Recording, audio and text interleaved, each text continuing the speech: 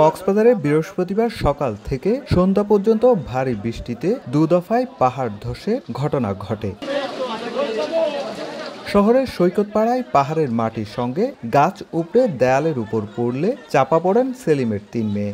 স্থানীয়রা প্রথমে সামিয়াকে জীবিত উদ্ধার করে, এরপর ফায়ার সার্ভিস এসে উদ্ধার করে লামিয়াকে, কিন্তু নিখোঁজ থাকে মিম। পরে তাকে মৃত অবস্থায় পাওয়া যায়। নামাজ পড়ার জন্য প্রস্তুতি নিচ্ছিল, ওই সময় পাহাড় ধসে আসছে, তো সে নামাজ পড়তে গেছে, মাও নামাজ পড়তে গেছে। পাহাড় যখন পড়তে এরা আটকে গেছে, আটকে যাওয়ার পর আমাদের এখানে লোকজনরা স্থানীয় লোকজনরা এরা ৩-৪ জন বাইর করছে। আমরা ফায়ার সার্ভিসকে ফোন দিয়েছি, ফোন দিয়ে ওদের সহযোগিতায় আমরা এখান থেকে অলরেডি 2 জন জীবিত উদ্ধার হয়েছে।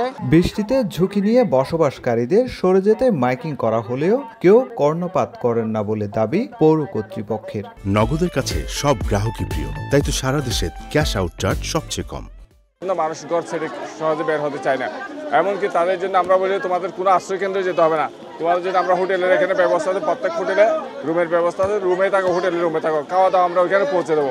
এরপরও মানুষ বের হতে চায় না। এর আগে সকালেও কক্সবাজার পৌরসভার ৬ ও ৭ নম্বর ওয়ার্ডে পাহাড় ধসে মাটি চাপায় এক শিশুসহ 2 জনের মৃত্যু হয়। সুজাউদ্দিন রুবেল, সময় সংবাদ, কক্সবাজার।